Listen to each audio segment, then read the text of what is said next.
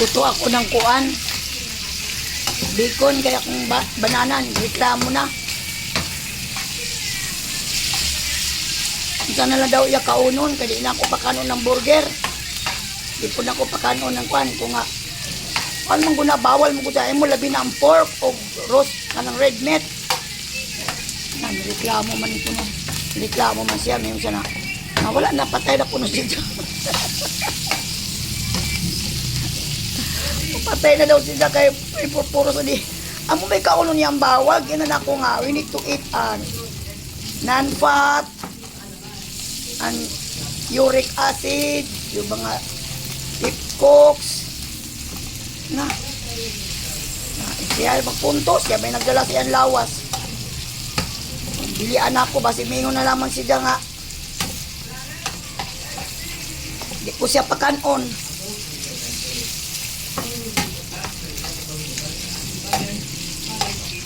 Hindi siya makakontrol sa pagkaon. Sa bagay, 84 naman siya. Ako gani nga, 70 pa, daghan naman gisakit, daghan pong gibawal. Man yung to na siya may nagdala si Anlawas.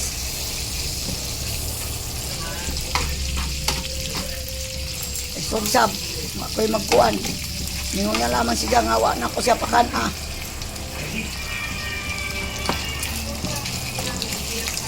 Kaya yawa, patay na kuno sila kaya di na pakanon.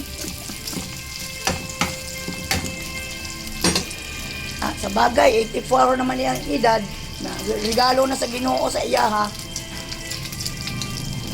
Lang ako lang gitana nga mo sustain pa siya taas-taas sa kinabuhi kay para magsama pa kami.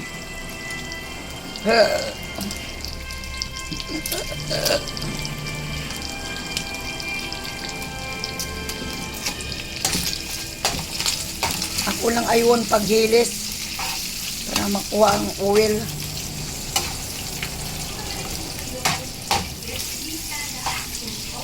Isugsab din ako pakanon, yun ang siya na, mapatay na daw siya. Hindi na ako pakanog red meat, hindi pakanog pork. Hindi man yung kayo mukha isda, gamay raman yung kayo kaunon sa isda niya. Bisa pag tangigi, gamay ra. Tangigi akong air fryer.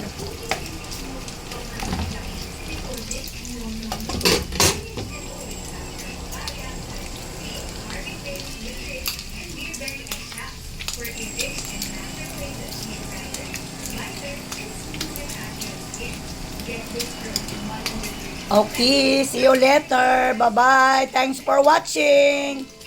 Please subscribe my FB, my blog to make happy si Nanay. Hi, bye-bye. See you later. God bless all.